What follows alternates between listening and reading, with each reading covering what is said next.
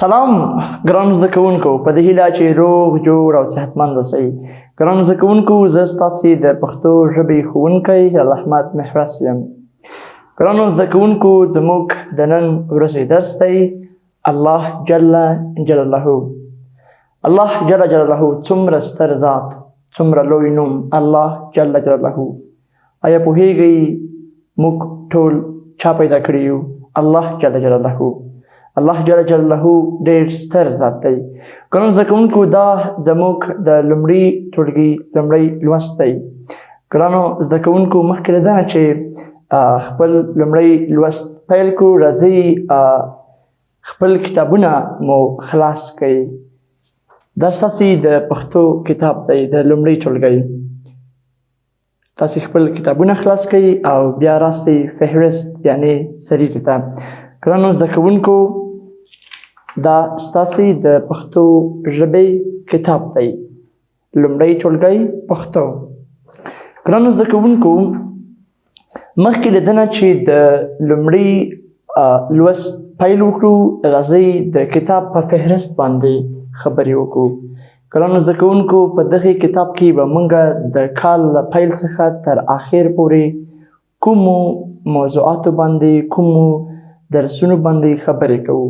ګرانو زده کوونکو، زموږ لومړی لوست چې هغه مخکې له دې نه چې موږ لومړی لوست پیل کړو، تاسې ته بهتره معلومه ده چې په لومړیو درسونو کې موږ د چمتووالي دوره لرله او له هغه څخه وروسته انځوریز الف باول، له هغه نه وروسته اوس زموږ لومړی درس الله جل جلاله دی.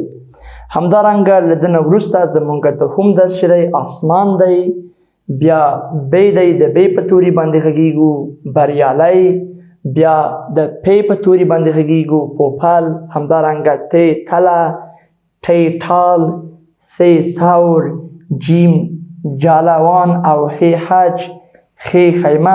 په دغو ټولو درسونو باندې انشاءالله موږ به په راتلونکو صنفونو کې انشاءالله پرې خبرې کوو. ګرانو زده کوونکو، نن زموږ د پښتو ژبې یا د پښتو د کتاب لومړی لوست دی. ګرانو زده کوونکو، زموږ لومړی لوست الله جل جلاله دی. لکه څرنګه چې وړاندې ما تاسو ته وویل، الله جل جلاله زموږ د دې کتاب لومړی لوست دی، خو په دغه کتاب کې موږ ډېر زیات نور درسونه لرو. په دې کتاب کې په ټوله کې موږ 9 درسونه لرو. ګرانو زده کوونکو، که ژوند و انشاءالله په ګډه سره به دغه 9 درسونه ووایو. ګرانو زده کوونکو، په دغه لوست کې تاسې به وکولی شئ یا په دغه کتاب کې کله چې موږ په لومړی ټولګي کې دغه ټول درسونه پای ته ورسوو، په د ټولو باندې وغږیږو، نو تاسې به وکولی شئ ګرانو زده کوونکو چې څرنګه د پښتو توري ولیکئ، څنګه توري سره یو ځای کړئ او له هغې څخه کلمې جوړې کړئ. او انشاءالله ګرانو زده کوونکو، تاسې به وکولی شئ چې څرنګه کتاب ولولئ. موږ انشاءالله په د روانو درسونو کې په د ټولو شیانو باندې بیا په ګډه سره کار کوو. ګرانو زده کوونکو، راځئ خپل لومړی درس ته راسو. زموږ لومړی درس اوله صفحه دی الله جل جلاله. تاسې خپل کتابونه خلاص کړئ او د خپلو کتابونو لومړی صفحه الف الله جل جلاله. ګرانو زده کوونکو، وګورئ، موږ په تیرو درسونو کې د پښتو الفبا وویل او موږ تاسو ته د پښتو الفبا په انځوریز ډول هم وړاندې کړ.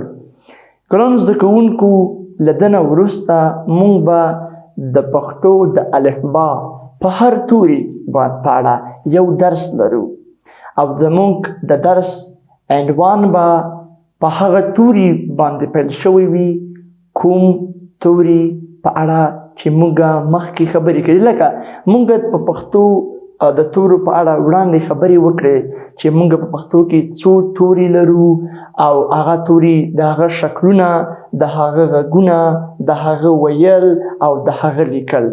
ګرانو زده کوونکو، له ده وروسته نن موږ له الف له توري څخه پیل کوو او همدارنګه په همدې سلسلې سره به موږ له الف له توري څخه همداسې وړاندې د ب توری، همداسې وړاندې د هغه څخه وروسته بیا د پ توری، بیا د ت توری، همداسې وړاندې ځو او په هر توري په اړه به موږ یو عنوان لرو.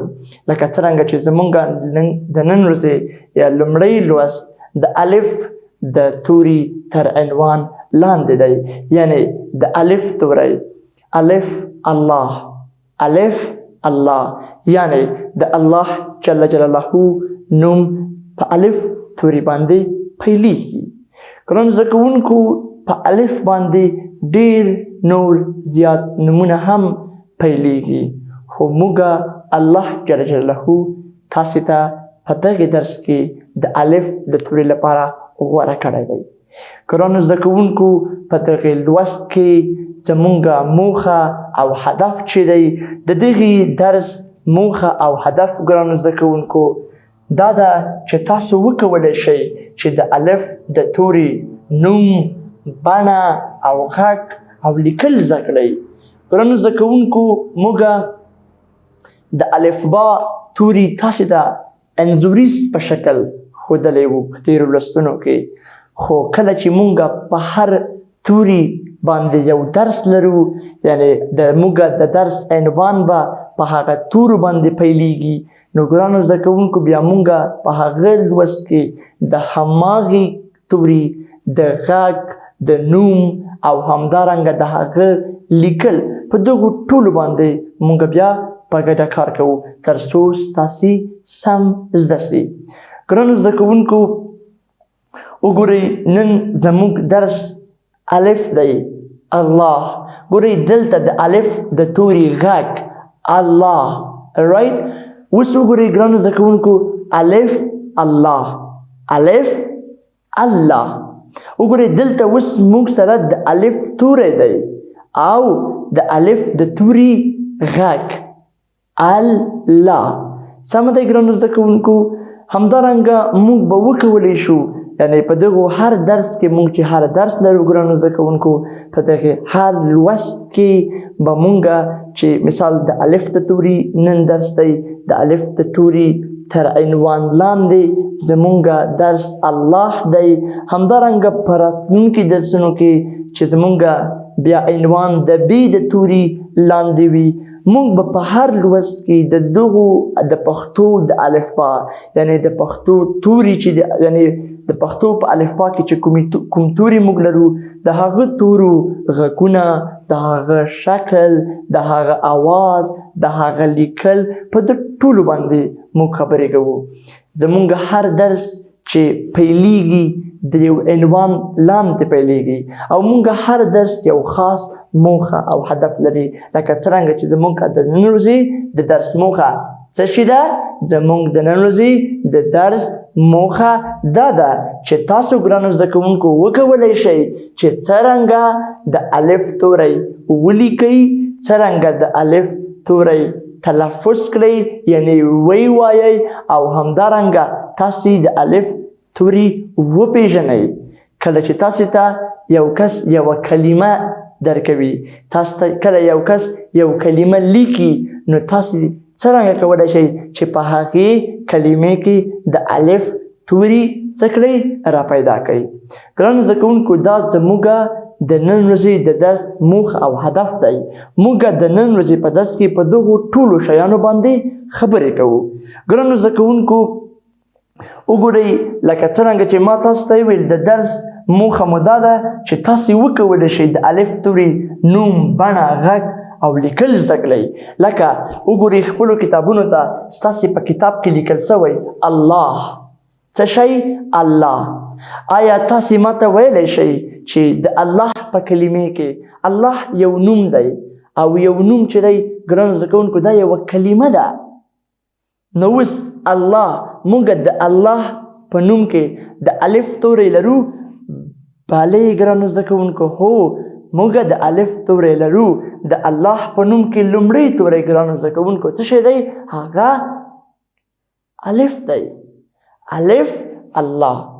یعنې ګرانو زده کوونکو کله چې مونږ په راتلونکي درس کې د دغې لوست متن په ګډه سره لولو نو تاسو بیا انشاءالله په ده باندې پوهیږئ چې د الف د توري غږ څه شی دی، د الف توری په یوې کلمې کې څرنګه ویل کیږي، د هغه وظیفه، د هغه غږ، او همدارنګه تاسې به د الف د توري لیکل، د الف د توري شکل، بڼه، هر څه به تاسې ته در ښکاره سي.